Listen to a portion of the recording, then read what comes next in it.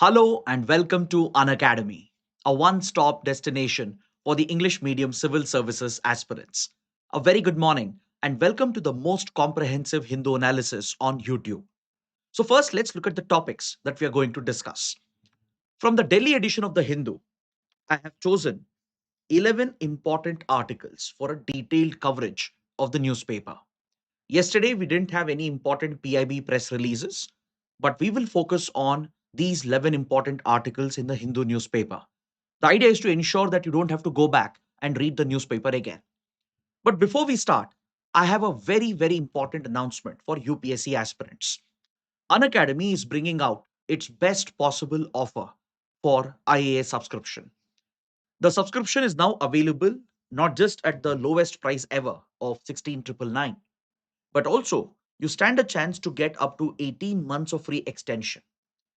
Now, this offer is available up to a limited period of time. So, those of you who are interested, please check out the link provided in the description. And on the subscription page, you might find a different price. But to avail the discount along with the extension offer, you have to apply the code IAS English. Now, this extension is tied to some conditions.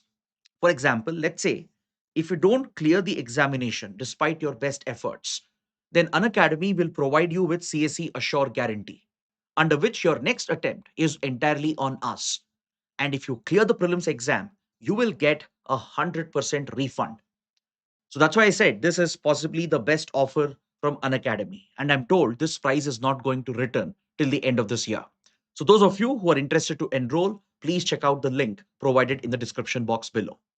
With this, let's get started and look at the first article. On page number 8, the Hindu carries a detailed editorial on India's oil strategy, on the strategy that India is following with regard to oil imports in order to secure its energy supplies. Recently, data from Ministry of Commerce was released for the month of May, and the data shows that India has again started buying significant quantity of Russian oil. The Russian share in India's oil imports is back to around 40%, which is the highest in the last 2 years. The Russian share was at this level back in 2024. That was before Trump came into office. As Donald Trump assumed office, India had strategically reduced the purchase of Russian oil in order to evade any possible American threats. And as anticipated, Trump's tariff wars, they were designed to punish countries like India with a 25% penalty tariff for buying sanctioned oil from Russia. So India had drastically reduced the share of Russian oil from its import basket. From 2022, since the Russia Ukraine war began and the Western sanctions were stepped up on Russia, India became one of the biggest buyers of Russian oil. And in these 2 years, from 2022 to 2024, Russia became India's biggest oil supplier. The Russian share in India's oil import basket touched 38 to 40%, making Russia one of the most critical suppliers for India. But as Donald Trump came into office, India started cutting down oil supplies. And after the penalty tariffs were levied, which took the total American tariffs on Indian exports to 50%, India significantly brought down the purchase of Russian oil. And the share of Russian imports, it fell below 20%. But now with the Iran war going on and the Hormuz blockade being present and oil prices being very volatile, India has been picking up more Russian oil. And also the US has granted some exemptions to allow refiners to buy Russian oil, even though it has been sanctioned, especially Russian oil, which is already at sea. So such oil can be picked up by refiners without inviting American sanctions or secondary sanctions. So India has again started picking up significant quantities of Russian oil. In May and as well as in June, we are seeing a major uptick in India's purchase of Russian oil. Now, what explains this strategy of India? According to the editorial, this doesn't seem like a sound strategy. It more appears to be like confusion on India's part as how to secure India's energy supplies. Because every month, every few months and every year, we are changing the supplier. We are shifting our dependencies from one supplier to another without any long term vision. So, the editorial is raising a critical question that has India compromised its strategic autonomy? How does it impact our energy security? What can India do going forward? See, right now, it's not just Russia which has become a key supplier again in the last couple of months, accounting for nearly 40% of our energy imports. Even United Arab Emirates has become one of the key sources for India. So, the war in West Asia and the disruption at Hormuz has, of course, limited our options. And India has very limited options in this regard. We can't quickly or easily diversify. So, Russia and UAE are playing a pivotal role right now to supply oil to India. Another new source which India has started picking up is Venezuela. After Venezuela aligned with American economic and geopolitical interests following the kidnapping of its former president Nicolas Maduro, US has been aggressively pushing Venezuelan oil into the global markets. In fact, Donald Trump even urged India and nudged India to buy Venezuelan oil. And India has started doing exactly that. So right now, India has a lot of dependency on Russia, UAE, and Venezuela to some extent. So apart from this, we are also picking up oil from the spot market, from the Gulf spot market. Now, the thing with spot markets is that these are short term contracts. It will not give you long term reliability. And you always end up paying a premium, a higher price. Generally, when you enter into short term deals at spot markets, you end up picking up oil at much higher cost. And especially when the geopolitical environment is already volatile, you tend to spend more to purchase the oil, and this cuts the margin available for the refiners in India. And also, with regard to Russia, previously, Russia was giving us discounted oil from 2022 to 2024 as Russia was desperately trying to evade Western sanctions. It gave discounted oil to encourage buyers like India and China. So India was benefiting from this. In fact, Indian refiners even profited by purchasing cheaper Russian crude and re exporting the petroleum products back into the European market. But now, Russia is selling the same crude at a premium price. It is almost $54 costlier per ton. So, Indian refiners are now forced to pay more money, and we are forced to depend on very few suppliers, which impacts our long term energy stability and energy supplies. That is why the editorial is questioning the policy of the government. That is India looking at long term stability, or are we just managing on a day to day basis? See, to be fair to the Indian government, our options, as I said, are very limited given the extent of dependency we have on crude oil imports. Today, we are importing nearly 90% of our crude oil requirement. So, obviously, when you have such a high degree of import dependency, your options, your choices are going to be limited and constrained. And especially when there are external shocks, there's nothing you can do about it. These are things beyond your control, like the Iran war, for example, or the Ukraine war. These are external events which can disrupt supplies that go beyond the control of the Indian government. So we do have limited options. But according to the editorial, even though the options are limited, there could have been a better strategy from the Indian government.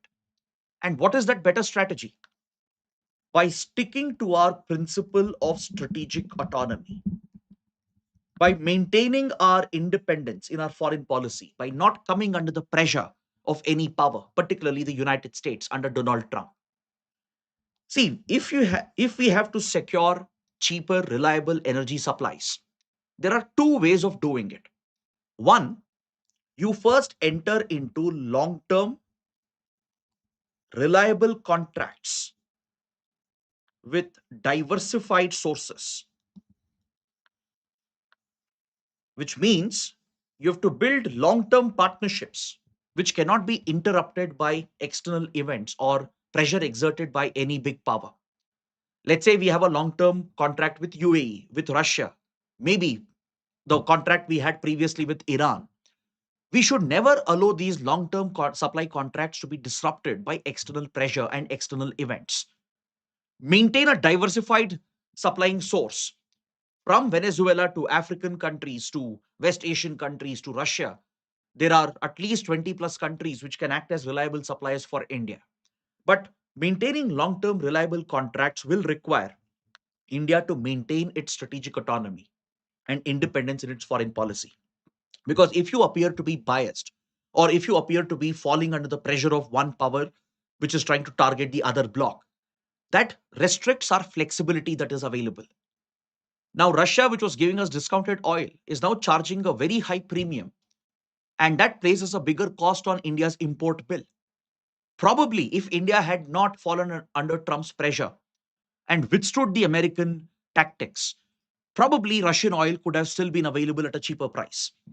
So, maintaining that long term reliability, entering into those reliable contracts, and maintaining that relationship in the long term without letting it get affected by external supplies and shocks is very, very essential.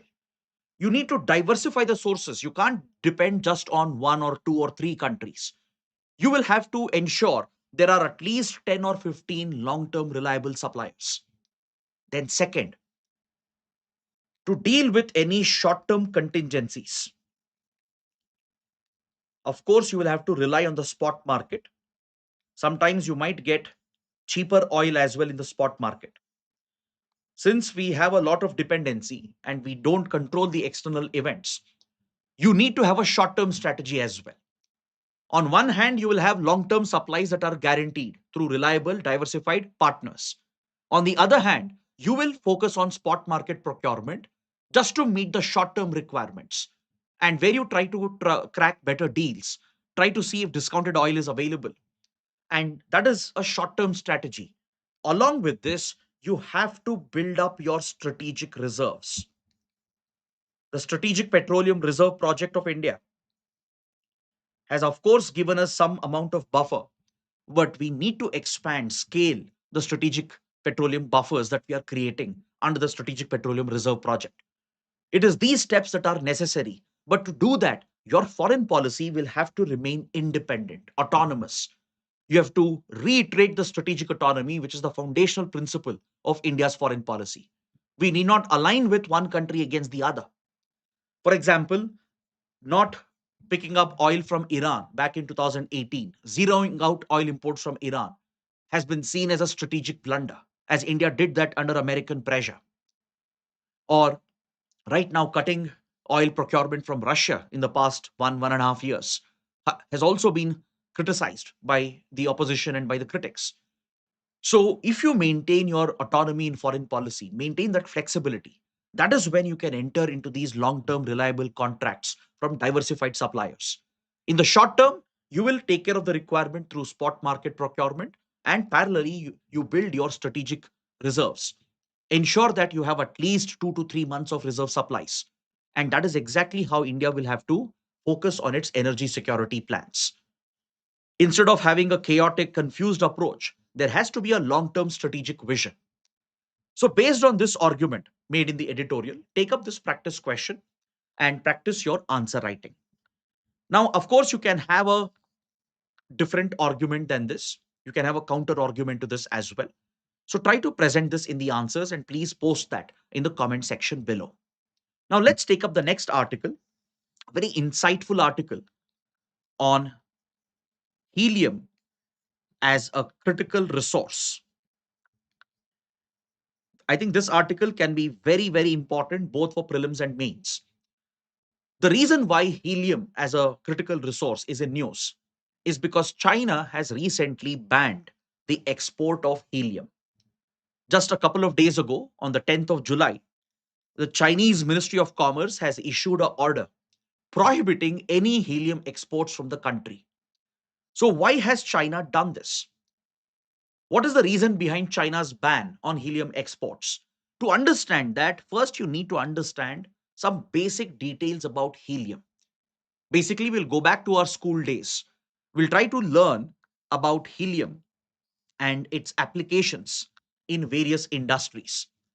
To understand its applications, first I want you to understand its unique properties, its unique features, which makes it a key resource in multiple industrial applications. We will also study about the major countries that supply helium, right? We'll talk about the supply chain of helium, and that will give you a clear understanding about this critical resource. I'm sure many of you must be aware that helium is the second lightest element after hydrogen. Even the size of its atoms are very small compared to, let's say, oxygen, nitrogen, and the others. It's one of the lightest element, the second lightest after hydrogen. But what is important is that helium is not manufactured. It's not produced synthetically in the industry through some chemical process. It is a natural resource. It is a natural resource. So where do you find it? How is it formed? And how is it extracted? Helium is a non-renewable resource, just like crude oil, natural gas, etc. There is a limited supply that is available. It is found within the Earth's crust. It is formed by the natural process of radioactive decay. When uranium and thorium they decay within the Earth's crust naturally, this radioactive decay produces alpha particles. These alpha particles, they will bind with electrons. They capture the electrons to form helium atoms. Now, this helium will start migrating to the same places where natural gas is already present. So, essentially, helium is extracted when natural gas is also being extracted. In these underground caverns or deposits where natural gas is found, that is exactly where helium deposits can also be found.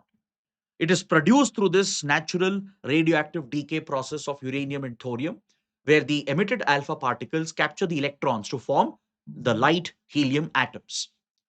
Now, helium extraction depends on its concentration. There has to be a minimum threshold, it has to be commercially viable. Only then, along with natural gas, helium is also extracted and then it is sent through processing. There is a very complicated processing involved to extract, purify helium. And even its storage and transportation is very, very difficult and challenging. It's not an easy task. So that is what we'll try to understand. But for commercial application, to use helium in the industry, you need extreme pure form of helium, which is at least 99.997% pure. That is the purity level required. So imagine the extent of purification which is necessary because it will be mixed with natural gas and other elements. Once extracted, first of all, extraction itself is complicated, quite expensive, technologically intensive. Then you have to put it through a very complex purification process to extract very pure grade of helium, which then serves a commercial industrial purpose. So, in which industries can it be used? See, helium has one very unique property. It has a very, very low boiling point. Its boiling point is negative 269 degrees Celsius, which is basically cryogenic temperature, right? It starts boiling anything beyond minus 269 degrees Celsius. It has a very, very low boiling point. And also, it's very inert, meaning it doesn't react chemically with other elements and gases or uh, any processes which might be undergoing. So, since it does not react chemically, doesn't participate in chemical reactions easily, it's largely inert, and it has a very, very low boiling point. Because of these unique properties, helium can be a fantastic coolant. It is an ideal coolant in various industrial processes because of its extremely low boiling point and its inert nature, where it does not participate in chemical reactions easily. Now, take for example medical devices like MRI machines, where the magnets they heat up massively, they have to be cooled. So, in your MRI machines, it is helium which is cooling down the magnets. Then you take semiconductor fabrication. In semiconductor chips, to dissipate the heat, it is helium which is used. Even in quantum computing, In the quantum machines which are being developed, some of the devices which are used, they produce a lot of heat. So to cool down the devices, it is helium which is used in the quantum domain as well. Then you take the other application, helium as a leak detector. As I told you, helium atoms are much smaller in size, let's say compared to oxygen, nitrogen, and the others. Now imagine in an industrial process where you cannot afford to have any leaks or gaps in the piping system. Let's say a nuclear power plant, right? Or in a hazardous chemical industry where you can't afford even a small minor leak which will release any toxic substance outside or which can disrupt the functioning of the plant. So the best leak detector is helium, because since the atom size is very small, helium will be the first to escape even if there is a small minor gap. Before any other element or gas can escape, helium will escape.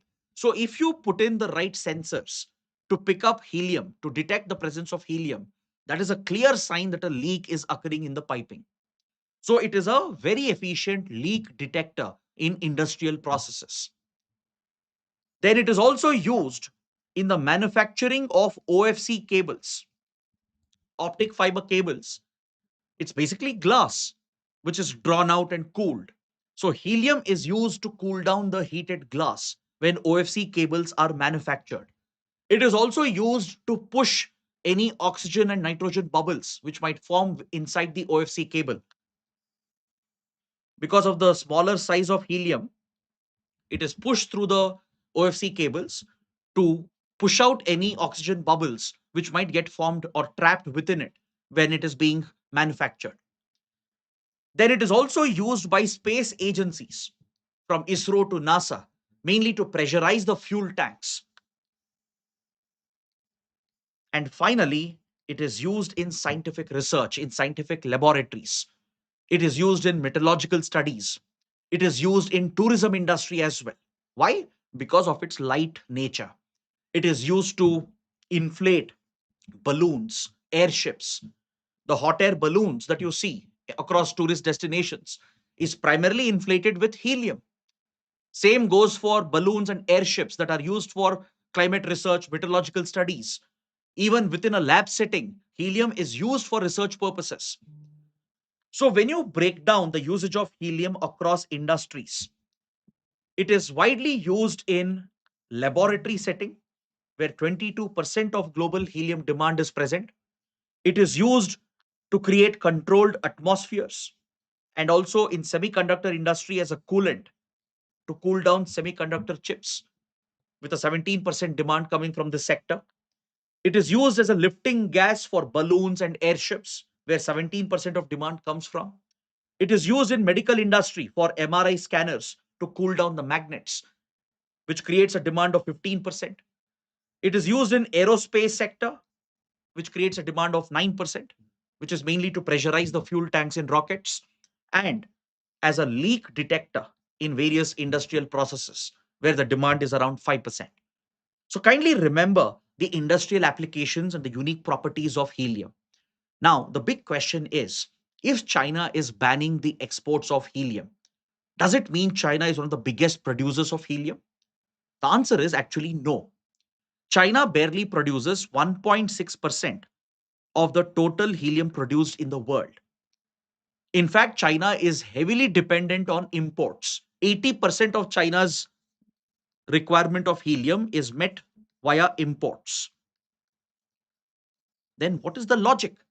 If you're a major producer, maybe you're trying to protect the source, and maybe then you're essentially imposing a ban to ensure that there is availability for your domestic industry, or you're trying to leverage your dominance in the supply chain to cripple the supplies for other countries. So why is China placing this ban? To understand this, you need to look at the top producers and suppliers of helium. The biggest helium supplier is the United States with a market share of 43%. The US is right at the top, followed by Qatar with a market share of 33%. So these are the top two suppliers. After US and Qatar, you have Russia, you have Canada, and then Algeria. So please remember the top five helium producing countries, the helium supplying nations. Now, as you know, supplies from Qatar have been completely locked out because of the Iran war and the Hormuz blockade. The Iran war and Hormuz blockade, it has not only disrupted the supply of oil, gas, it has also disrupted the supply of helium from Qatar. Especially Asian countries are heavily dependent on supplies from Qatar, including India. Most of India's helium supplies, helium imports, comes from Qatar, which has now been disrupted because of the war. Now, what happened in the United States is that the US, being the top supplier, it has recently privatized its helium buffer reserve. It has been handed over to a private company in 2024. And US launched an investigation against this private company, which reportedly has links with China. There is an allegation within the US that this private firm, which is now managing the American helium reserves, it has questionable Chinese stakes and investments, creating a fear that China is exercising a strategic geo-economic control over American helium reserves. So as US launched this investigation, China has retaliated as a tit for tat move by banning exports of helium. Now China is not trying to punish the US because China cannot punish anyone. It has an import dependency of 80%. It barely produces 1.6% of global supply. China is trying to protect its domestic supply. That is the intent behind the ban, and to send a message to the United States, which has launched an investigation into this private company, which is managing the American helium reserves, which has been accused of controversial links with the Chinese state establishment. So, as you can see, helium has now acquired a strategic geopolitical angle. It has become a key geo-economic resource. There is a strategic value to this resource, and geopolitical events are now driving the control over the supply chains of helium. Now, please understand helium is very, very expensive, especially in the past 1 year from 2025 to 2026. Believe it or not, the cost has increased by nearly 100%. It has doubled, more than doubled. Right now, around 1,000 cubic feet of helium will cost anywhere between 150 to $205, which is nearly double the cost compared to 1 year ago. So the Iran war and the disruption at Hormuz has had a big impact on helium prices and helium supplies. Now, along with helium being expensive, the entire supply chain is a very costly, capital intensive, and technology intensive process. Not every country can hope to extract helium and process helium. Because, see, for purification, you need at least a minimum of $100 million to be invested. Once you extract natural gas, helium generally would be a byproduct. But to separate that from natural gas, luckily helium has a very low boiling point, so it's quite easy to separate it. But to purify it and to achieve 99.997% purity, it requires very intensive technological processes, and the investments are massive. After purification, storage is another big headache. You can't store it like any other normal resource, right? Because it has a very low boiling point. It will easily boil and evaporate into gas. Now, when it is in gaseous form, you can't really store it and transport it over long distances, right? Even a large container will hold a limited amount of gas compared to what it can hold in liquefied form. So, just like natural gas is liquefied for easier storage and transportation, similarly, helium also has to be liquefied for easy storage and transportation. Now, this liquefaction will require cryogenic cooling. You have to bring down the temperature to minus 270 degrees Celsius, which is again cost intensive, technology intensive. And then Transportation is also equally challenging. You can't store it in any ordinary container. You need vacuum jacketed steel vessels. This is a specialty technology available with only few companies in the world. There are just a handful of companies in the world which can produce these vessels, these steel vessels, which are vacuum jacketed, which are fit for storing helium. And China has several of these companies. So, this again shows the geopolitical nature of critical resources, right? And also, you have to transport this within a given time. Like, it has an expiry time. If the contractor who's transporting helium, if they can't deliver it within the expiry period, then the helium will start boiling and it will start evaporating into gas. It will leak out. So that is another challenge. And long-term storage is done by using underground salt caverns, where it is pumped into underground salt caverns, which again is very expensive because there are very few such underground facilities that are available in the world. So overall, helium supply chain is costly, expensive, and technologically very intensive. And very few countries have the ability to produce, purify, and store and transport it.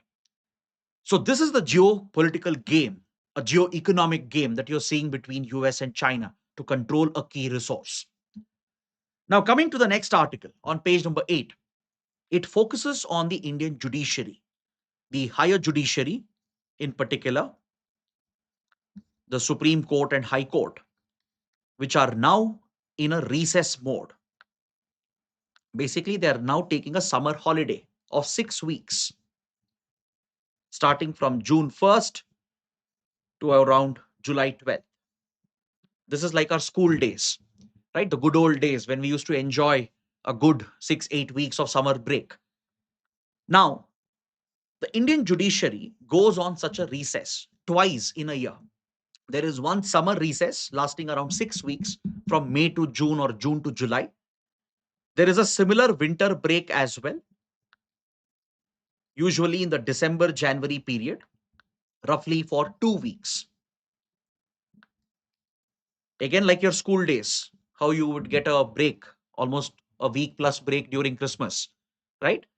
Apart from that, public holidays for all festivals, national days, etc. So overall, the Supreme Court and High Court, they work barely for 190 to 193 days in a given year. Out of 365 days, your Supreme Court and High Court, they work just for 190 to 193 days, right? Now, this is where some criticism comes up against the judiciary. But see, first of all, let me clarify something. I don't want you to get a wrong impression that Indian judges are sitting, relaxing, and going on vacations during these breaks. That's not what they're doing. Our judges are overburdened. These breaks and recesses are actually required for them. Why? Because during this recess, they're not going on a holiday, they're not spending their time at home. They are sitting and doing their work. What kind of work?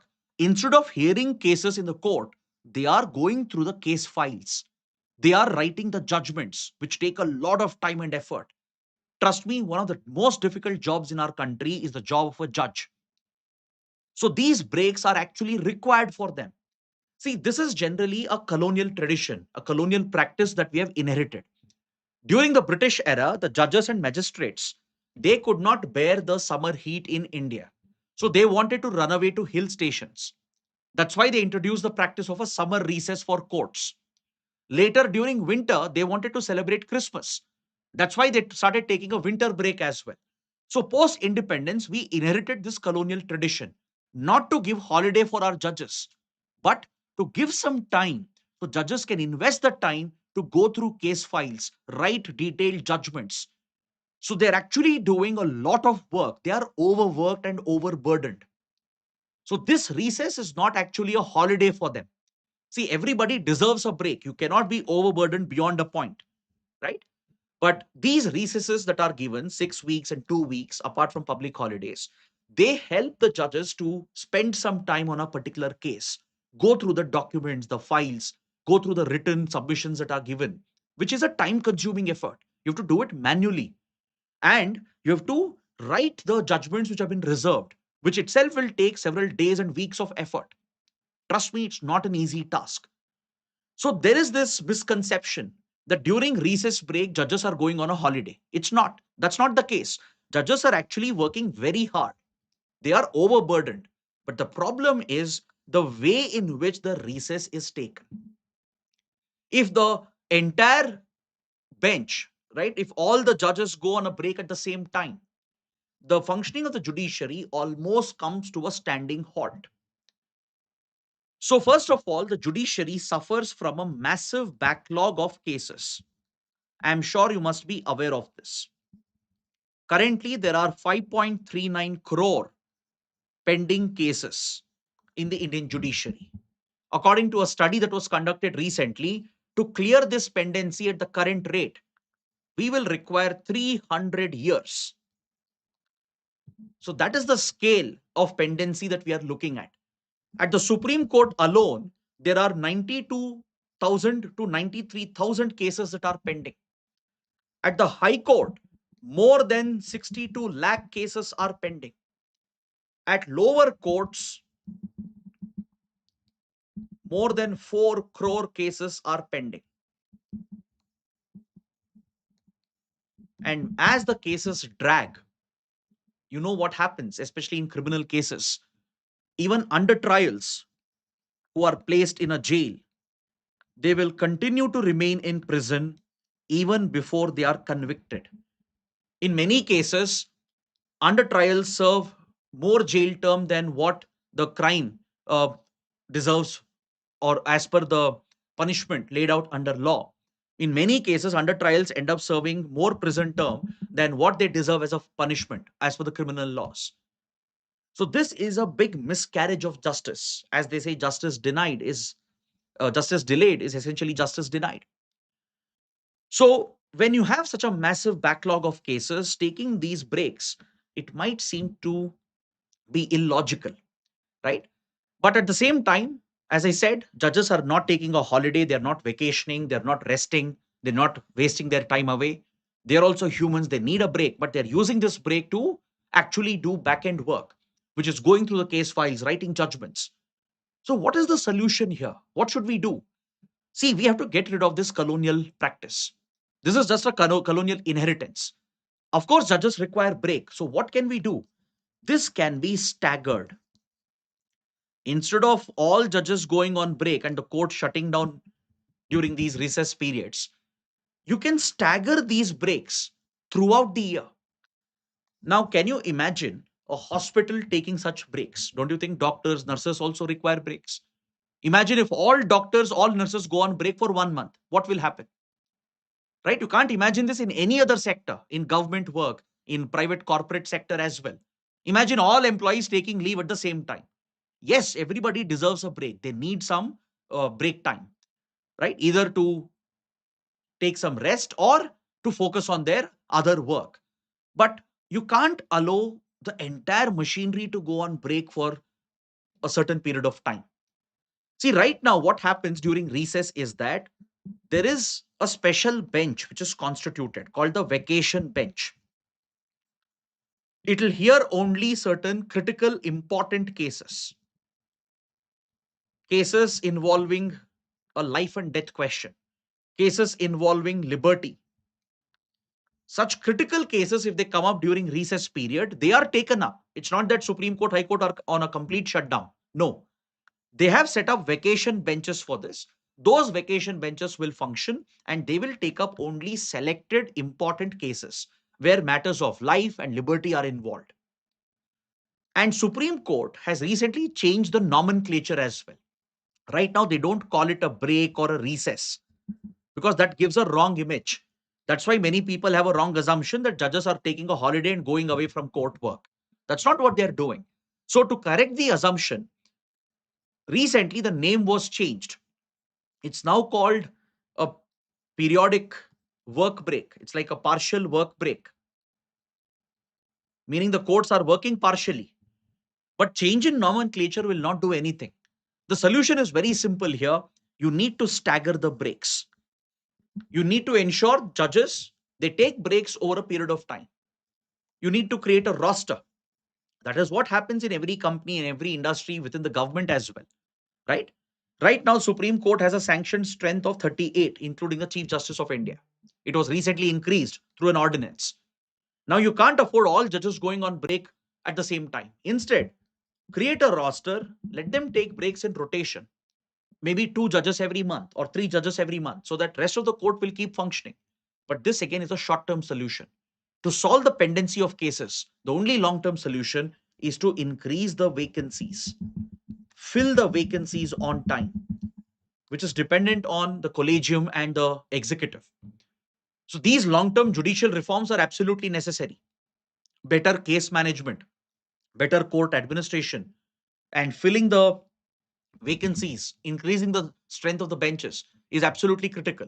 But at least as a short-term measure, instead of taking one break at a time, you need to stagger it through a roster system where the courts will keep functioning throughout the year without almost complete shutdown. Vacation benches will not address the problem. You can't keep crores of litigants waiting, right? Yes, judges deserve a break. They need to rest and they also need to invest time in going through case files and writing judgments. But this can also be done in a more efficient manner if you create a roster and stagger the breaks. So that is the takeaway from this article. Now, coming to the other important updates. On the front page, we have an article referring to the escalation of tensions between US and Iran. In the last few days, the conflict has escalated again. The MOU that was signed last month has already been violated by both the sides. The United States has reportedly carried out major strikes against Iran. According to the US Central Command, more than 140 targets have been hit, especially missile and drone launch sites, military command centers, and critical infrastructure have been targeted. Iran has retaliated by attacking Gulf countries by launching missiles and drones at Qatar, Kuwait, Oman, Jordan. So there's every sign that the conflict might escalate even further. Iran is doubling down on its claim over Hormuz Strait and control over the shipping traffic along the Hormuz Strait. Few vessels they tried navigating through Hormuz along the Omani coast, where Oman has opened a corridor. But Iran has now started targeting these commercial vessels as well. In the last 5 days, three commercial cargo vessels have been hit by Iranian attacks. Just the other day, a Cyprus flagged vessel has been hit, and the seafarers, their lives were at risk. And it carried 11 Indian seafarers as part of the crew. And one Indian is right now missing, raising a serious concern on the Indian side. The remaining crew members were rescued by the Omani Navy, but one Indian has been missing and has been presumed dead. So India has criticized the Iranian attack, which is disrupting freedom of navigation, because Iran gets no right to control Hormuz on its own. It remains an international waterway, right? Beyond territorial waters of Iran and Oman, the Hormuz Strait in the shipping channel should remain open, and countries have a right to exercise freedom of navigation. So Iran's IRGC attacking commercial vessels is not acceptable, and India has rightly criticized the Iranian aggression. At the same time, the US will also have to show greater maturity. The US will also have to abide by the commitments it had made and force Israel to follow the commitments. Or else, this conflict is unlikely to end anytime soon. It's likely to drag, it could even quickly escalate very soon. And this could again bring back the economic disruption. So, this is the current status of the US Iran war. Over the last week, the fighting has escalated. Next, another big development with regard to India Afghanistan relations. Afghanistan's agriculture minister has been on a visit to India, a 6 day visit, where the Taliban minister has sought India's help and assistance in food security, food processing, in agricultural sciences. And India is more than willing to partner with Afghanistan and help Afghanistan in key sectors like agriculture. So, a lot of key outcomes are expected from this visit. And this is a continuation of India's new policy, a paradigm shift in our policy towards Afghanistan, where we are directly engaging with the Taliban regime. See, India does not formally recognize the Taliban regime. In fact, no country recognizes Taliban except for Russia, right? But however, we have elevated our ties recently. Since 2021, since Taliban took over, we started providing essential supplies and emergency supplies to Afghanistan to help the Afghan people. We provided food supplies, disaster management assistance, essential medicines were supplied, primarily through Chabahar port route. But now the Chabahar route has become unviable because of the US Iran war. But in the last 1.5 2 years, the relations have really improved. We have not only engaged with Taliban and given essential supplies to them and disaster management assistance to them, we have been hosting Talibani leaders, starting with Taliban's foreign minister, Amir Khan Mutaki. Since Mutaki's visit, multiple Taliban ministers have visited India. Apart from the foreign minister, the health minister of Taliban visited India. The commerce minister of Taliban also visited India. And now the agriculture minister has come to India. So, in just a span of 1 year, from October 2025 till date, within a period of 1 year, four Talibani high ranking ministers have come to India. This is a clear sign of the growing relationship. India has reopened its diplomatic mission and elevated the Indian embassy in Kabul to the status of a full fledged embassy. Though we do not have official ties with Taliban, we are engaging with Taliban as part of a pragmatic policy to cultivate ties with a key country in our neighborhood. Next, on page 16, 14 countries have adopted a resolution that is aimed at China. The 12th of July marks 1 decade of a historic arbitration award that was given out by a tribunal at The Hague in Netherlands. See, in 2013, Philippines, which has a standing maritime territorial dispute with China, approached the PCA, the Permanent Court of Arbitration, over the Scarborough Shoal dispute.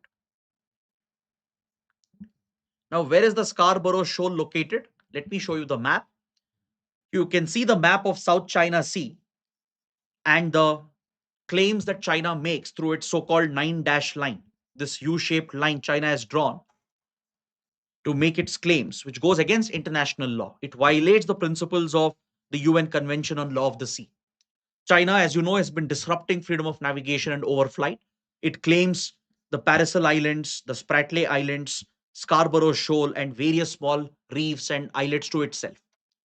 So it has a standing dispute with Vietnam, with Malaysia, with Brunei, with Indonesia, with Philippines, and China has been very aggressive with regard to these claims.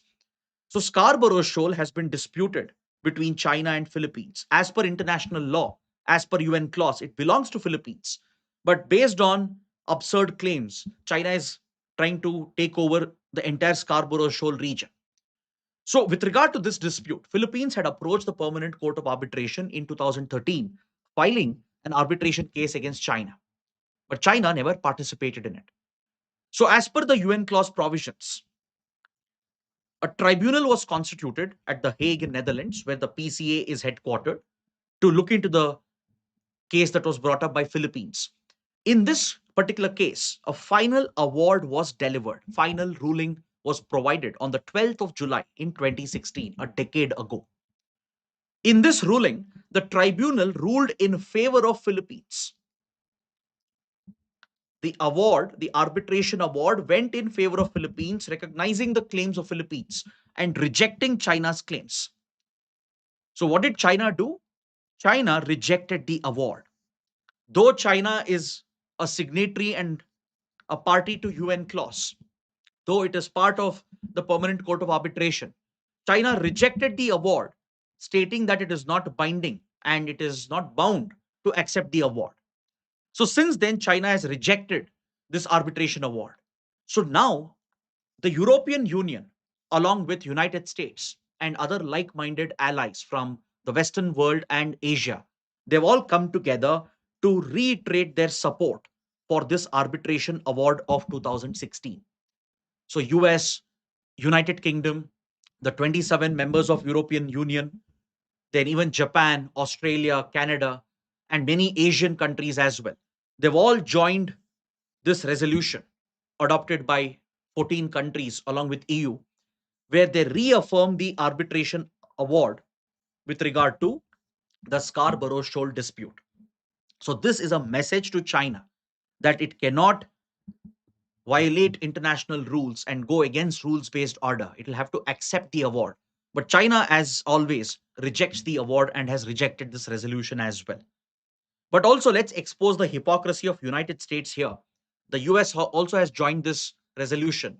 But please remember, US is not a party to UN clause. While US preaches international law to China and others, the US itself is not a party to it. It has not ratified the UN Convention on Law of the Sea. So that again highlights how big powers misuse the influence and authority they have to circumvent international rules. Now, coming to the prelim section, let's take a quick look at the small articles in the paper. On page number 6, there's an article referring to a request from Karnataka to the government of Kerala. Karnataka's new chief minister, DK Shivkumar, has written a request letter to the chief minister of Kerala, VD Satheesan, requesting Kerala to transfer a captive elephant to a very popular temple in Karnataka, the Kollur Mukambike temple. Now, when it comes to interstate transfer of elephants, there is a certain rule based process which governs interstate transfer of captive elephants. Now, one state cannot simply transfer an elephant to another state. See, though Kerala may reject this request because previously Telangana also had made a similar request, because usually in temples for rituals, these elephants are often used, captive elephants, right? And Kerala is known to have the largest number of captive elephants. Of course, there is a animal rights issue, which is a completely parallel issue. But here, you need to understand what rules govern interstate transfer of captive and bred elephants. These rules were notified in 2024 by Ministry of Environment, Forest and Climate Change. If one state has to transfer a captive elephant to another, they have to abide by these rules. One, of course, both states have to consent and agree to it. That's obvious, right? Both states would have to permit the transfer. Apart from that, the chief wildlife warden has to deem that this transfer is necessary. And the well being of the elephant is always kept in mind as per the rules, the captive elephant transfer or transport rules. The district or the deputy conservator of forests will be first approached by the concerned state, raising an application for the transfer of the elephant. After passing the necessity test and the health certification, the chief wildlife warden will take a final call. And along with that, there is a mandatory requirement for genetic profiling. The elephant's genetic profile will have to be registered on the online portal, which is set up by the Ministry of Environment, Forest and Climate Change. This is a mandatory legal requirement. The state which is transferring the elephant will not only have to get the required permissions from the deputy conservator of forest and the chief wildlife warden, but will also have to document the genetic profile of that elephant on the online portal that has been set up by the Ministry of Environment. And even while transport, when elephant is being moved from one state to another, there are a lot of restrictions, precautions to ensure the safety and well-being of the animal. For example, it has to be accompanied by its mahout, not only on compassionate grounds, but also for practical reasons to manage and handle the elephant, right? And the elephant should be quarantined upon reaching destination so it doesn't get exposed to any harmful infections. The elephant should not be in heat and it should be fit for travel. It should be certified by veterinarian doctors. So all these requirements are specified under the captive elephant transfer or transport rules of 2024. Next, the security forces and authorities in Jammu and Kashmir are restricting political parties from marking the Martyrs' Day in Kashmir. In Kashmir, 13th of July is marked as the so-called Martyrs' Day,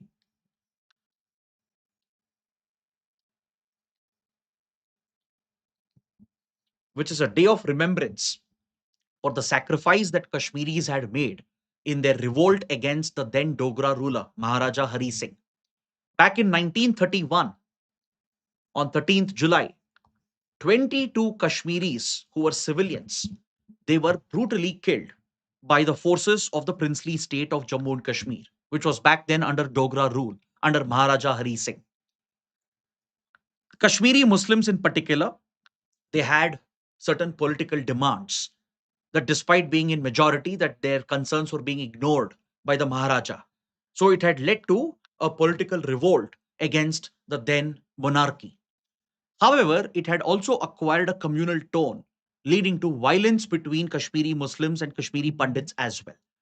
So this day remains very controversial.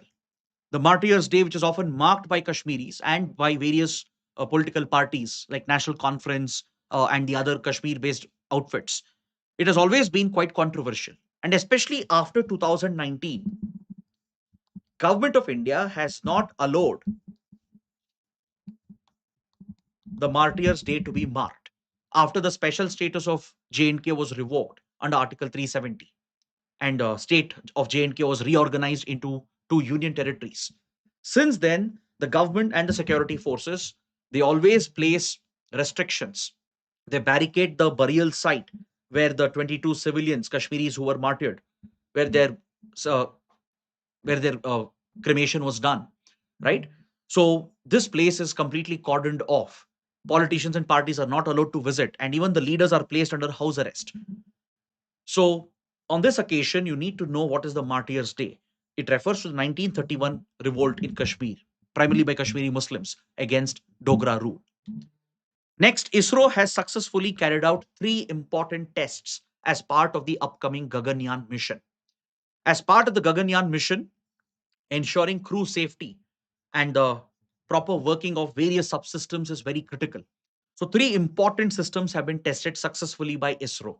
One is the crew module uprighting system. The crew module, which will be carrying the astronauts, when it makes a splashdown at sea, after it re enters the atmosphere, it is slowed down with the deployment of parachutes. It will also apply its thrusters to decelerate and make a soft splashdown in sea. Now, when the splashdown happens, it is very critical for the crew module to remain upright. It can't be tilted. It can't be inverted because that could threaten the safety of the astronauts on board.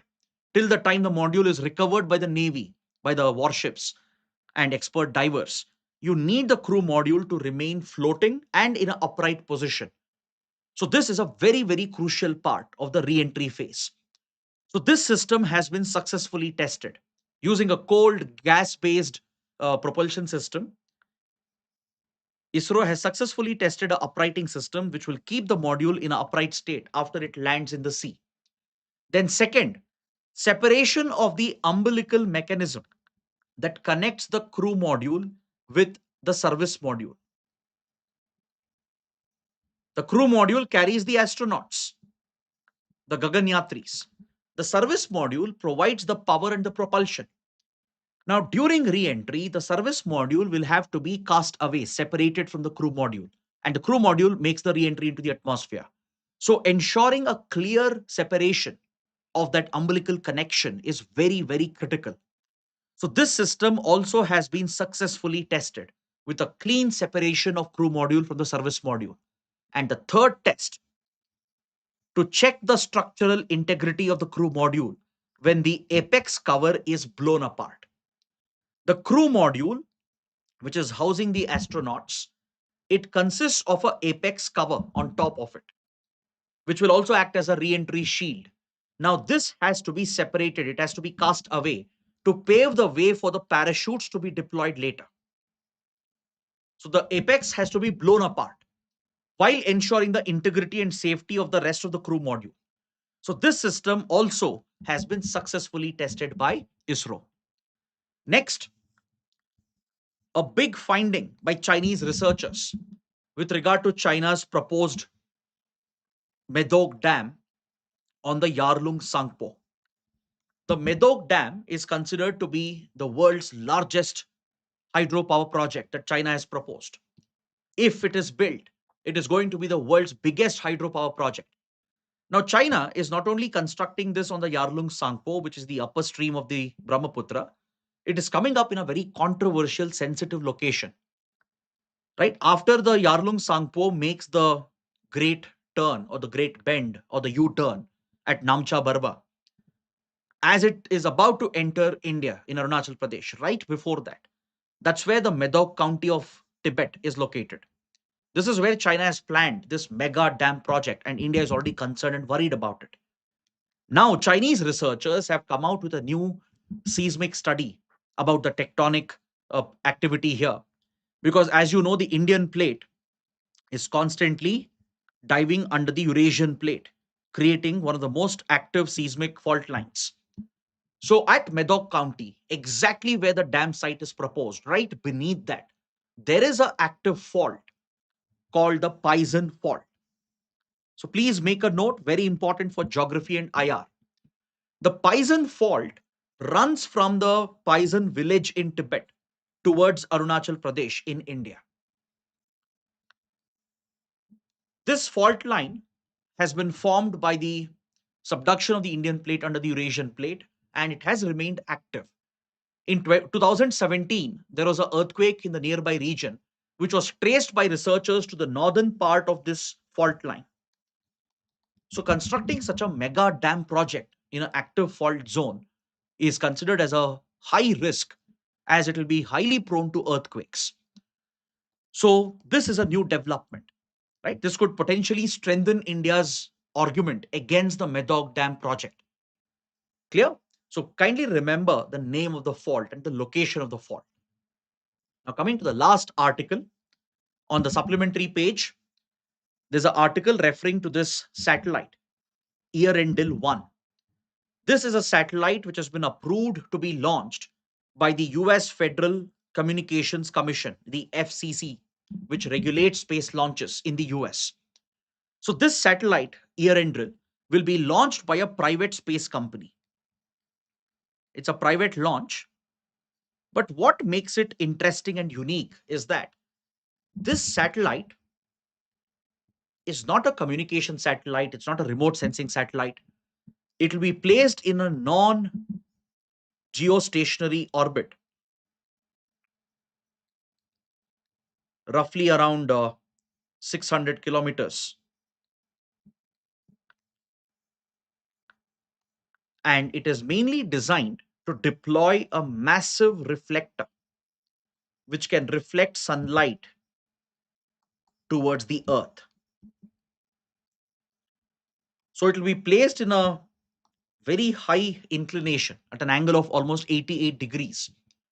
Once it is placed in its designated orbit, it will deploy its maneuverable reflector, a massive fabric like material which, which has reflective potential, which can reflect the sunlight towards the earth. Now, what purpose does such a satellite serve? This is called an orbital mirror. And it's not the first time that humans are experimenting with a orbital satellite based mirror. This was done by Russia as well in the 1990s through the Znamya 2 satellite that was deployed, which you can see in the image over here. So it's not an ordinary satellite carrying some communication payload. It carries this massive reflector which is deployed in orbit, which can reflect sunlight back to Earth. Now, why is this done? What is the purpose? What is the application here? See, this can be used for various purposes, for geoengineering, right? Or it can be used for illuminating a certain spot on the earth. For example, during nighttime, let's say a region is hit by disaster. To aid in disaster rescue operations, maybe light is required. And this reflector can push a certain beam of light towards a designated spot on the earth. And this reflector is highly maneuverable, right? You can change the orientation and inclination to concentrate the beam of sunlight anywhere you want. Now, imagine the potential applications here.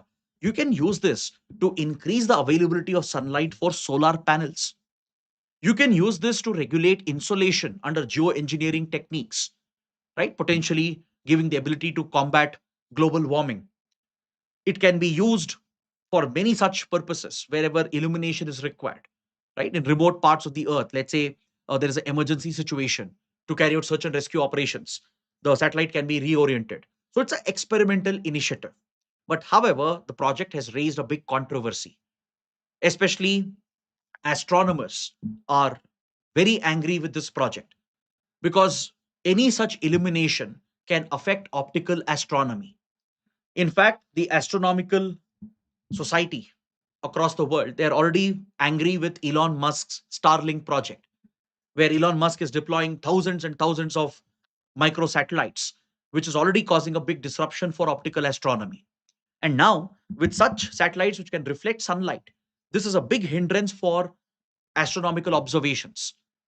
So that's why the US regulator has placed certain restrictions on how this satellite will be operated, in what duration it will be operated, etc. So kindly note the name of this satellite, the application behind it, because it's a very unique application. So on this note, I bring the analysis to an end. I hope it was an interesting and useful session. If you benefited, do press the like button, share your comments, and don't forget to subscribe to our channel. Thanks for watching.